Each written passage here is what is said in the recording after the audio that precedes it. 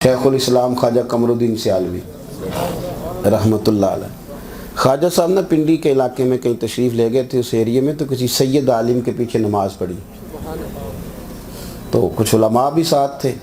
شاہ صاحب انہیں کی بیعت تھے۔ اچھا، شاہ صاحب ہم مرید تھے؟ اللہ تعالیٰ، اللہ اکبر، حضرت شیخ الاسلام کی کیا بات ہے۔ تو کسی سید عالم کے پیچھے نا آپ نے نماز ادا کی تو کچھ علماء بھی ساتھ تھے، تو نماز ہو گئی تو بعد میں پتہ چلا کہ کوئی ایسی واضح غلطی ہو گئی کہ نماز تو ہوئی نہیں، تو علماء پریشان ہوئے، ہونا بھی چاہیے تھا، لیکن توجہ سب کی خواجہ صاحب کی طرف ہے کہ آپ بڑے ہیں تو آپ بتائیں، لقمہ دیں شاہ صاحب کو۔ اب جب سب نے توجہ کی تو شاہ صاحب کہنے لگے پتہ مجھے بھی ہے، پر یہ نرے عالم نہیں نا، سید بھی ہیں، تو میں کوئی نا لفظ تلاش کر رہا ہوں جو سید کے شایان شان اور لقمہ دے دوں۔ اب فٹافٹ آگے بڑھ کے ہمارا امام بھول جائے تو ہم بھلا کیا کرتے؟ اللہ خیر کرے۔ میں کہا کرتا ہوں، دعا مانگتا ہوں اکثر، میں کہتا ہوں یا اللہ سب کا موبائل اللہ نہ کرے کھلا رہ جائے، پر یا اللہ مہربانی کر کہیں امام کا نہ کھلا رہ جائے۔ اس کی گھنٹی بج گئی نا تو پھر تو سارے محلے کو پریشانی لگ جائے گی، بھئی امام صاحب کا موبائل کھلا رہ گیا، بھئی اس کا ہی کھلا رہ گیا، حد ہو گئی ہے۔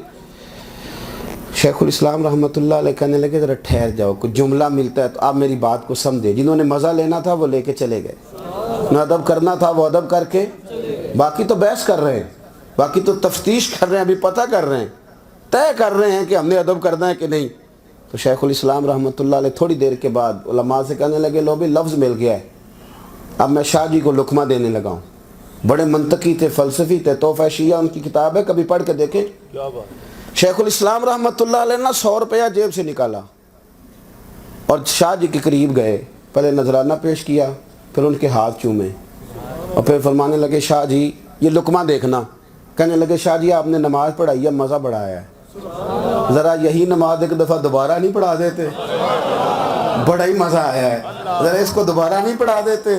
تو شاہ جی ہنس پڑے، کہنے لگے خواجہ صاحب لاگو مجھے بھی رہا تھا نماز نہیں ہوئی، شک تھا مجھے بھی کہ نماز نہیں ہوئی، لیکن اب آپ نے لقمہ بھی دے دیا ہے اور ادب کو بھی قائم رکھا ہے۔ آپ نے بڑا، تیری نسل پاک میں ہے بچہ بچہ نور کا، تو ہے عین نور تیرا سب گھرانہ۔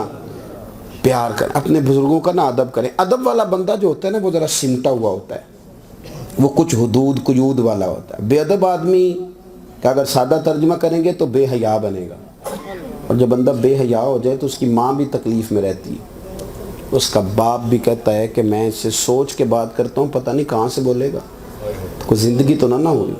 ادب اداب والے لوگ جو ہوتے ہیں نا ان کی وجہ سے لوگ سکون میں رہتے ہیں۔ حضرت شاہ صاحب نے جو خدمات فرمائی ہیں، دعا یہ ہے کہ مالک انہیں قبول فرمائے اور اللہ کریم ان کے درجات کو بلند فرمائے، ان کی قبر نور پر اپنی رحمت کا ساون بھادوں برسائے، اور خدا کرے کہ جس طرح کر کے انہوں نے ساری زندگی قرآن پاک کے ساتھ اپنا تعلق رکھا، قبر میں بھی جب وہ فرشتوں کے بیچ بیٹھے